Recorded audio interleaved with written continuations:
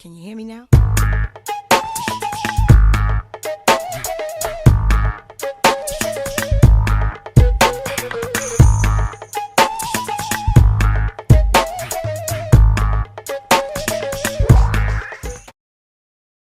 One, two, what you gonna do? What's good, congregation? It's your favorite auntie, DJ Auntie Mimi, and we are back with a brand new Can You Hear Me Now? The podcast. Run it. I don't know what we run it. What's good, y'all? We are back with a brand new show. I hope y'all missed me. Did y'all miss me? I did my makeup. So sad. And look at my edges. They're growing back. Once my edges get in a bit, ain't gonna be able to tell me net, ho. Cause who, I'm still bald head. Go ahead. It's okay. They coming in. How y'all been though? You been good. Let me take this case off. Look how I hate when and this food and shit all in there. I hate when I'm watching the show back and I be looking at my case like, yeah, that dirty ass phone case, girl. Do something with that. And I still don't. I don't. I will one day. Of course, we were sipping on Prosecco with a little bit of hair. Bald head shit. With a little bit of lemonade and a lemon slice. Refreshing for this heat. Because how did a bitch? How did a big bitch? How did a outside? That's like my second class, so y'all gotta excuse me. But life updates. Listen, God said, come here, belt to ass. Belt to ass. Because what I told you was, you need to not be around them people. You need to lead them people where they are. And I said, God, but I've been knowing them my whole life. Let me give them another chance and belt the ass again, because some people are just shitty people. And I've learned yet another lesson that some people are just shitty ass individuals. Listen, when I tell y'all, chat, I ain't been lied on. I ain't been lied on like that since 2021. Since 2021, gang. When I tell you I was lied on, like it's like a game of, I know I'm just follow me. It's like a game of telephone. Like, you tell somebody something, and then they tell the next person something, and then when the word finally get back to you, it's a completely different story. Like, that's exactly what happened to me, and my flabbers were fucking gasted, because what do you mean? I told you, because that's the truth, and that's my story. And for the shit to get flipped, tossed, and reversed was crazy. And that, to me, gang, was like the final lesson. Like, you gotta leave people alone, even if it's your mammy. You have to leave them the fuck alone, because they don't mean you no good. And the crazy thing about it, the crazy thing about it is that when I sat back and I really looked around, it's like, none of y'all, and like I said, I want y'all to follow me. One day I'm gonna sit down and I'm gonna really like just chop it up with y'all, and I'm gonna tell you the whole shebang. But none of y'all can really, y'all don't have the guts to call me up on the phone and say, hey, this, that, and the third. That's how you know people be dead ass wrong, that they gotta watch you from social media. They gotta watch you from social media, gang. Like, we really grew up together. Like, that's how you know y'all be on some bullshit. Y'all be trying to watch, motherfucker be trying to watch your, listen, motherfucker be trying to watch your life to see if the story that was told add up. But here's the gag. It don't, because it's the truth. My life that I put out there is a snippet, it's a snapshot of what I want people to see. However, comma, nobody wants to believe the truth when the lie is more entertaining. I know I said a lot without saying too much, but like, just know Auntie Mimi was lied on in the most egregious way possible. And it's like, you know what? That's the final straw. I have to learn my lesson. Shame on me. Like, I know I can't. I'm talking to the devil. I'm talking to a op. Thinking, and I'm just talking. I'm just spilling my own tea. But then the story get flipped. She crazy, man. She really crazy out here. I just couldn't believe it. I couldn't believe it. I could laugh today and I could laugh tomorrow because I know what the truth is. You feel me? And motherfuckers can get online and talk that fake shit, but I know the truth. God knows the truth. I know the truth. And look who's telling the lie. You feel me? Like, like, really take a look at who really be telling the lies on you. They don't be on shit. Life don't be hitting on that.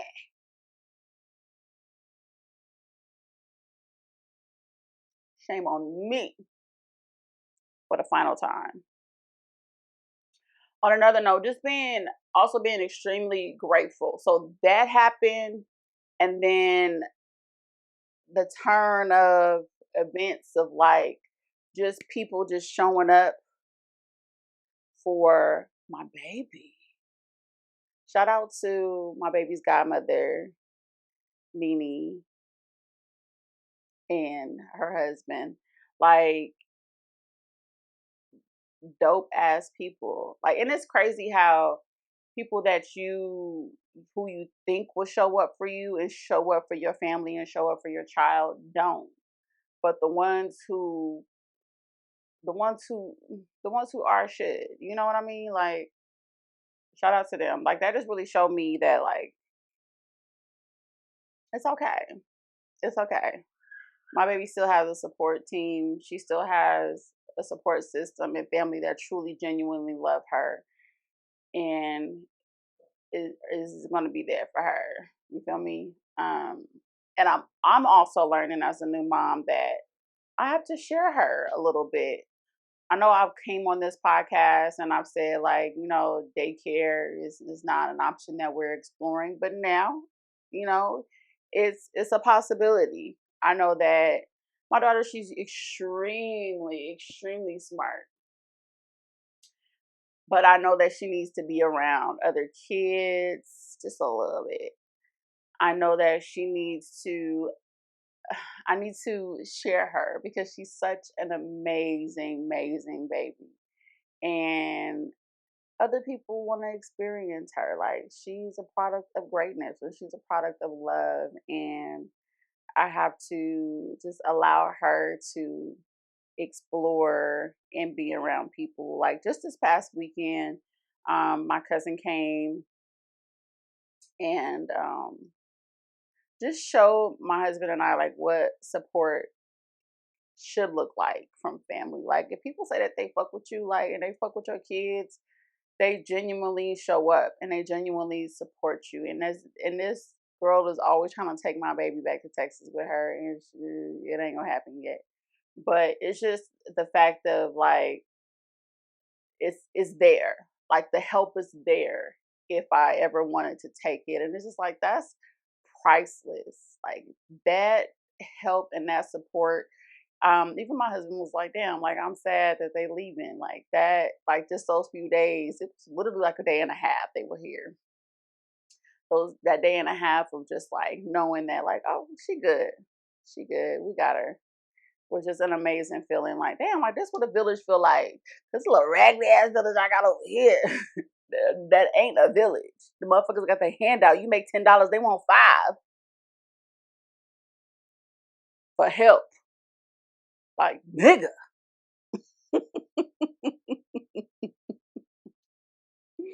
But I'm grateful. I'm grateful. Lessons being learned, life being experienced, and cheers to that.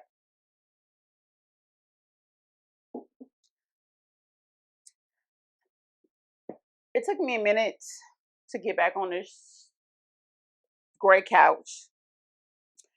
But as we all know about the Nolan Wells story, the 18-year-old football player from Ocean Springs, Mississippi, and he was an incoming wide receiver to Southwest Mississippi Community College, was on Horn Island in Mississippi 4th of July weekend, actually the day of 4th of July, and never made it back home to his parents.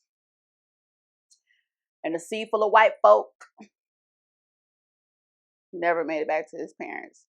As we all know now, there is a slew of different scenarios, stories, indications that have hit the media. At first, there was like zero media coverage of this, but now there is a whole bunch.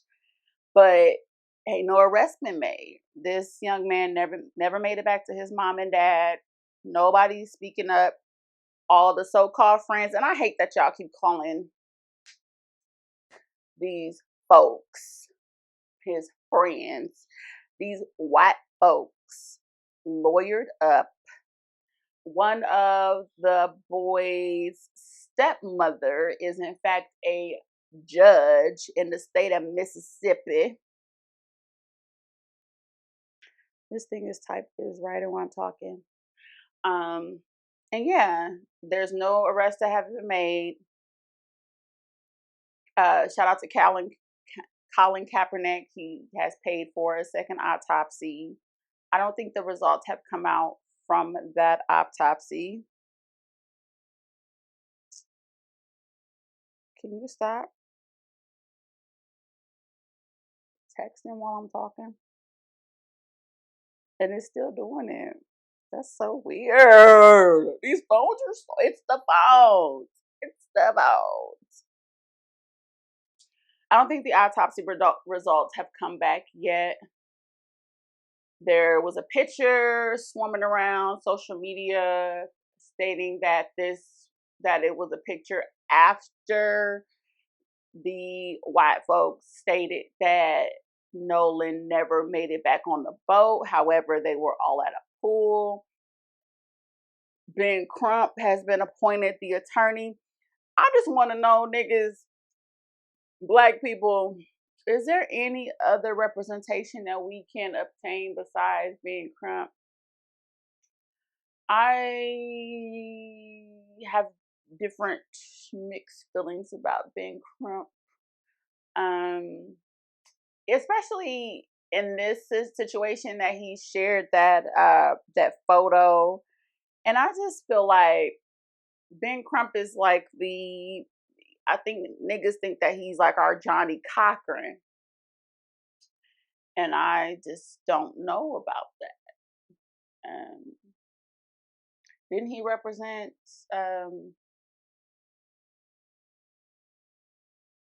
lost my train of thought. I hate when that happens. Didn't he represent the family of Trayvon Martin? And then the motherfucker walked away. And I know, like, you win some, you lose some, but I just think that Ben Crump is like the easy scapegoat attorney, public figure attorney. Like, where is the niggas really in the field on the ground, really still putting in the work? I know some black attorneys out there, civil rights attorneys that's really out here fighting, boots on the ground doing the shit, like winning cases. Like Ben Crump can't be the only nigga. Ben Crump can't be the only nigga in the courtroom. Please get somebody else besides Ben Crump. Besides that, Black people, we have to, and I spoke on this on a previous show, we have to stop seeing having white friends and being the only melanated person in the group as a badge of honor. That shit is not a badge of honor. Put your kids around some color and some diversity. Some people who, not no hood situations, but people who, some Black kids who have like-minded parents like you, Black people. Like, Callie just don't know. Y'all know the white that's on rice? That's how I'm going to be on her ass when it comes to who you with, who's going, what time I'm picking you. Like, my girl don't stand a chance. Like, why are you the only, these are the questions I'm going to be asking. Like, why is you the only nigga? Girl, if you don't get you some Black friends, some Hispanic friends, some Indian friends, like, girl, like, don't, diversity is key. And like I said, I've said this before, so we just gonna repeat the conversation. Everything is spiritual. Everything that we are seeing in the media, on social media, with race is spiritual. Even after the Nolan Wells story, rest in peace to that young man, there has been, I think, at least 2 or 3 young Black men and women coming up missing and bodies being found, dismembered, hung. When I tell y'all it's a spiritual warfare out here against Black people, please believe me, please. This is what's going on. We need to keep our hand on the fucking swivel, prayed up, and close to the ones who love us and fuck with us the most, and fuck everybody else, because this shit is real out here. Our babies are dying at the hands of white folk. And it's not okay. It's not okay.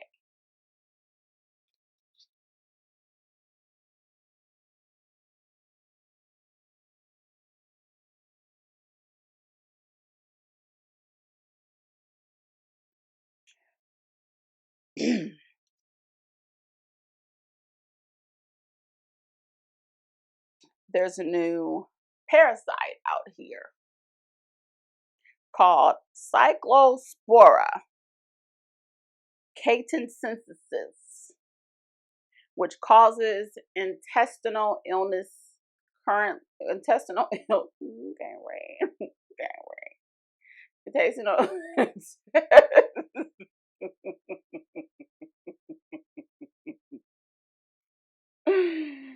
Intestinal illnesses.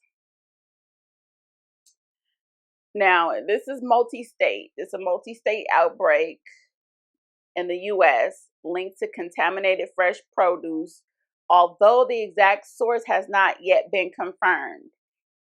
We know it's in lettuces. You vegan niggas, listen up.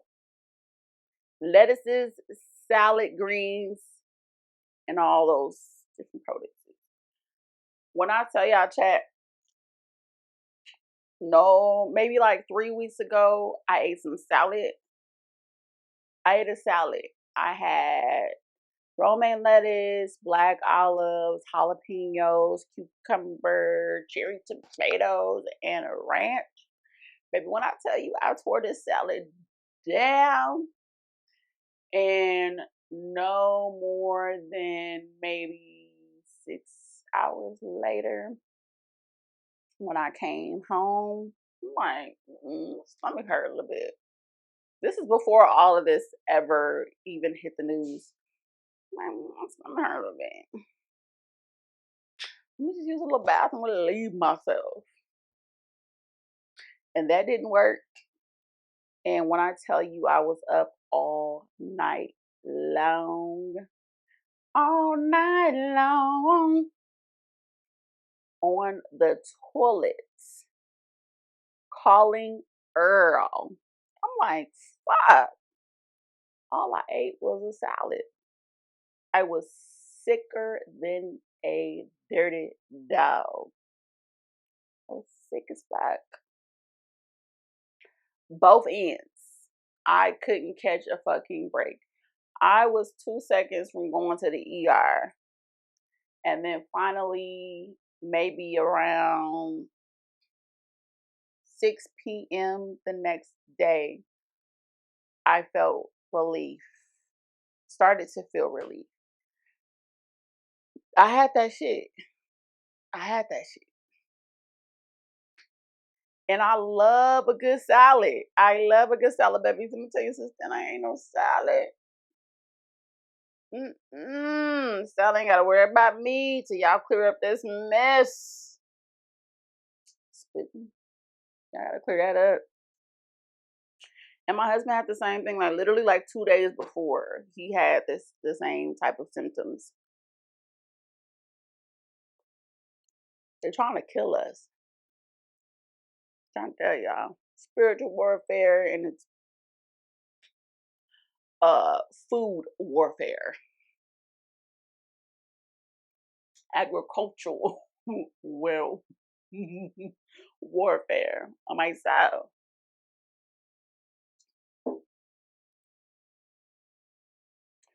Alright, so haven't you niggas learned anything from Chadwick Boseman? Brandy performed at the Essence Festival. And instead of y'all talking about her performance, her vocals, you niggas decided to focus on her looks and how thin she looked. Brandy is so unproblematic. And I hate the internet. I hate the internet for shit like this because it's like you can't catch a fucking break. You're damned if you do, you damned if you don't. If she would have showed up 15 pounds heavier, you niggas would have had something to say. And being that she showed up 15, 16, 18, 19, 20 pounds lighter, you niggas got something to say. Like, come on. Like, I hate how hyper focused we are on looks. Yeah, you should look. I don't think people should comment on people's looks, period, especially their weight, because you never know what the fuck people are going through health wise. And maybe she thinks she looks good. You know what I'm saying? This is like, I couldn't imagine being on a platform like that and you thinking that you just tore the house down with your vocals and you done performed your soul out, and then niggas talking about how thin you look. Like, you niggas are trash, man. You niggas are trash. And do better.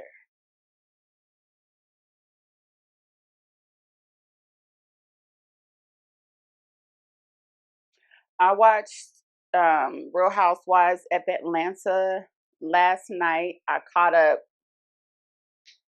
and Shamia and Portia went at it.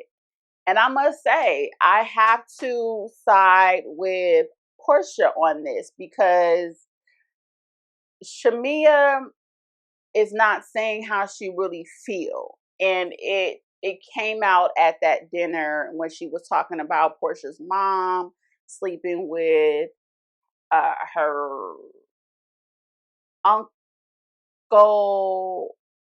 or whoever. Y'all shouldn't be talking about each other's mamas, first of all. Let's start there.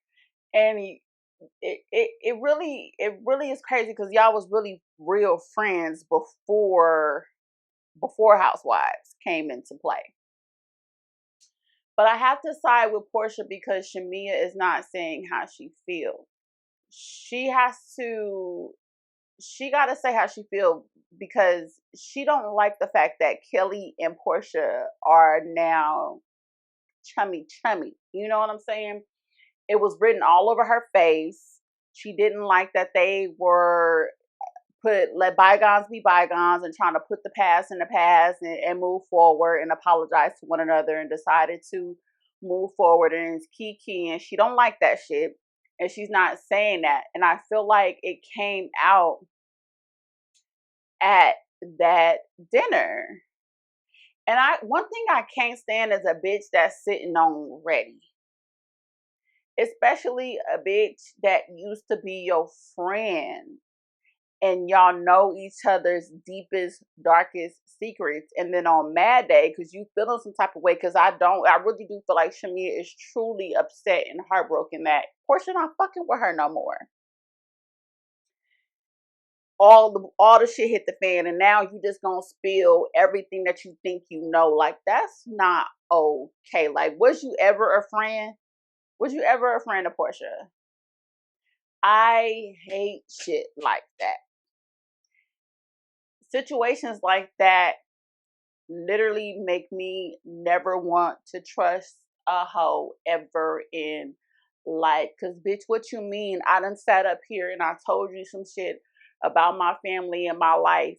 And now that we not cool, you gonna broadcast it. And she had no reason to say it. Like, it was just so strange. Like, and did your mom, like, girl, where did that come from? Shamia, tighten up, baby, tighten up. I don't like that shit. I don't, I don't like that. And I see why Portia don't fuck with her. I see that. And Portia, you're not wrong for feeling like, because I would be the same way. Feeling like, I don't fuck with you. I don't fool with you like that. So no, my daughter can't come to your house. That's a negative. Not not saying that you would ever do anything to my baby, but just to prevent anything, any mishaps, any questions, cut it all out. She cool. She don't gotta go over there. It's unfortunate that kids create their own separate bonds, and then once the parents get into it or no longer dealing with one another, like, yeah, they suffer in that sense. But it is what it is. They'll get over it eventually. But yeah, I'm Shamil, you dead ass wrong. You dead ass wrong for that, girl. Sorry, not sorry. What else? What else, girl? That's it. I feel like I be talking so fast, like that I never fully like flush out everything that I want to tell y'all. Like, it's been like 2 weeks. I think that make me nervous. I get a little nervous.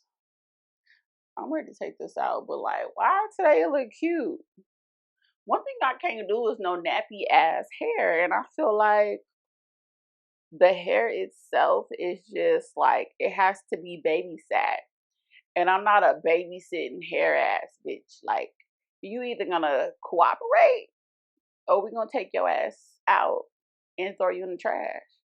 Ain't but two ways about it, sweetheart. And I just feel like on a good day, this shit don't cooperate. But today, it kind of look cute. It kind of look cute. It look cute. It kind of look cute.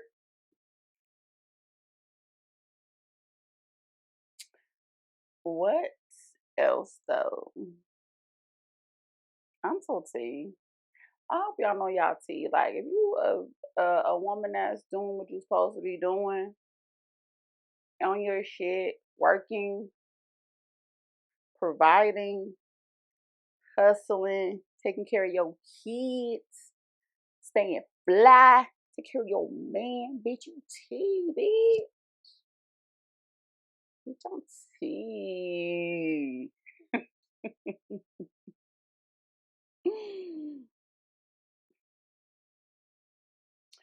I decided every show we're going to do let me get it pulled up, real estate tip of the week. So if you're new here, not only does Auntie Mimi sit here on this lovely couch and pop it, I'm also a business owner of a wax shop specializing in Brazilian waxes and facials into gyms. I don't know if y'all can see that, but that's another day. I also am a realtor by night. No, I joke a lot. I kid. So we're gonna start doing a Auntie Mimi real estate tip of the week.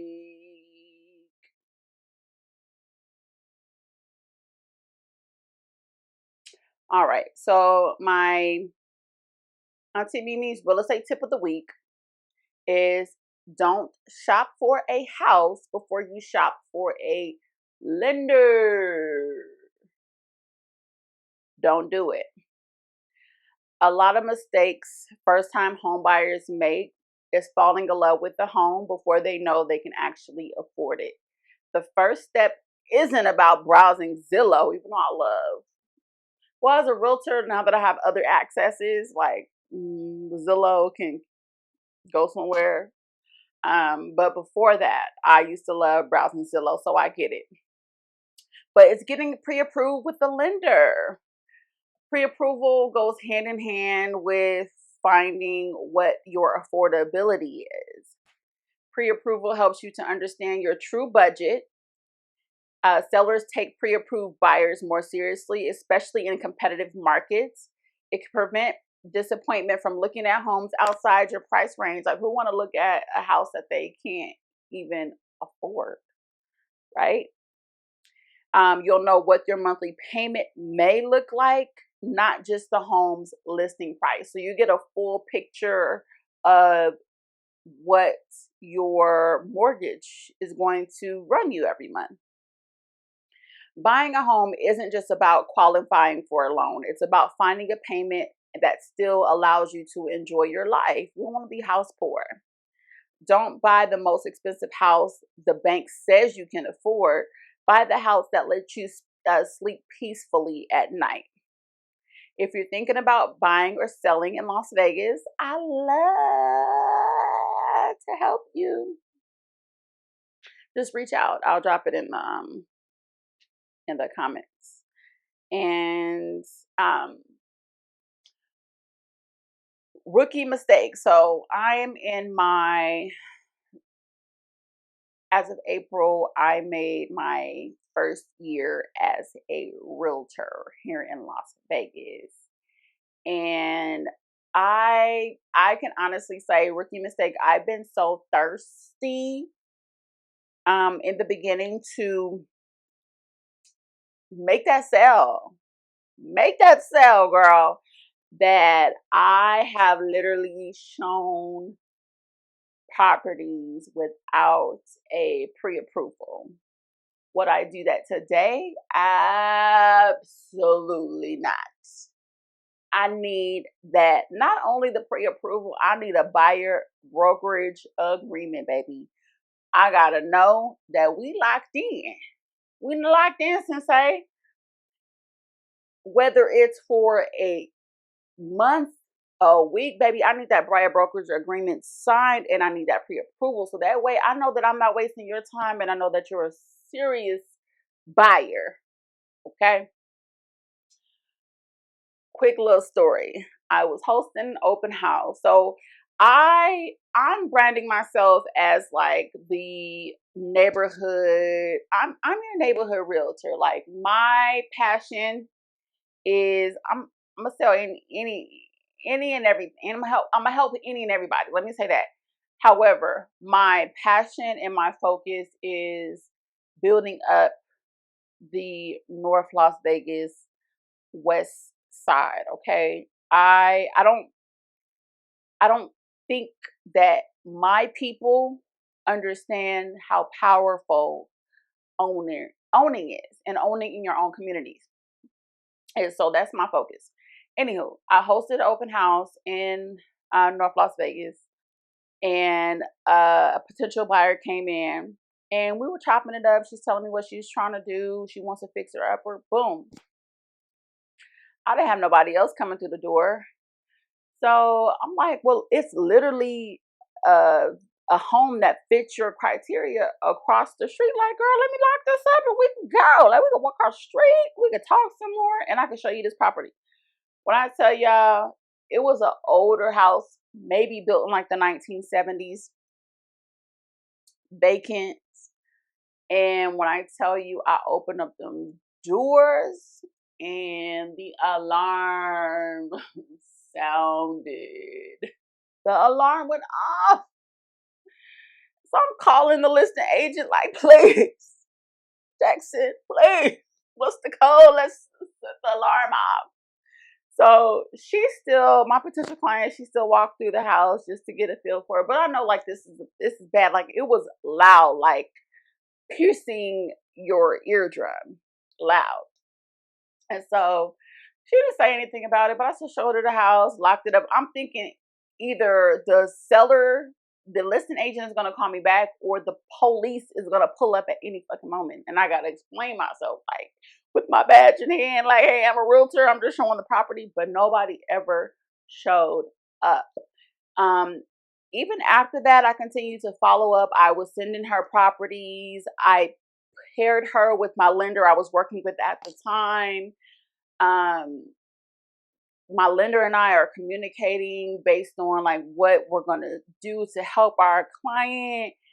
And she sent her the buyer brokerage agreement. She was really like firm, like for whatever reason, like I'm not signing that, and I'm still like green, like, okay, well, I still send you, I'm still doing work, right? Fast forward, maybe like a year, I stopped communicating with her. At some point, and this, I'm sure other realtors can attest to this, at some point it's like, which you shouldn't. I don't recommend this. Keep constant communication. Even if it's to say, hey, how's it going? Do you need help? Don't ever stop communicating. So my lesson, another lesson that I learned, stop communicating with her, moved on to the next, and reached out to her just recently, maybe like 2 months ago. And she's like, yeah, I bought it. I actually just closed on a house. And I congratulated her and everything. But I say all that to say, if I were more persistent, and more communicative, with where my stance was as a realtor in trying to help her get into her home, that could have been my sell. If I wasn't so thirsty to work for free, and we do a lot of things for free. However, there's a boundary set when we're asking these clients to, hey, before we go see this house, let's sign this buyer brokerage agreement. We could just sign it. You could sign it for the day, but I can't open up these doors until I know that I'm working for you and no one else. If I have more knowledge in that area, that could have potentially been my sale. But you live and you learn. Just don't be so thirsty. Stick to your boundaries, stick to what you know and what you were trained to do as a professional. And if the client is truly for you, they're going to understand, like, hey, yeah, I'll sign this just to give you a peace of mind. And I have a full understanding that I'm working with you and I'm giving you that exclusivity. So yeah, baby. We need buyer brokerage agreements signed, and we need pre-approvals before we can open up those doors, okay? And that's what I have for you today, chat. I was just a motor mouth today. Moral of the story. What's my moral of the story today? My moral of the story today is listen to your guts. Don't just talk about it, be about it. Stick to what you know is right, because the minute you go against that, it's always going to backfire and you're going to get belt to ass, okay? By life, by God, the universe, and Christ. Please listen to your discernment. Well, thank you all for tuning into this week's episode of Can You Hear Me Now? And we're going to keep the conversation going on our Instagram, on our threads, and Twitter. And once again, I am your host, most gracious DJ Auntee Mimi. And thank you for tuning in, y'all. Y'all be good to yourself and one another. Bye. Can you hear me now?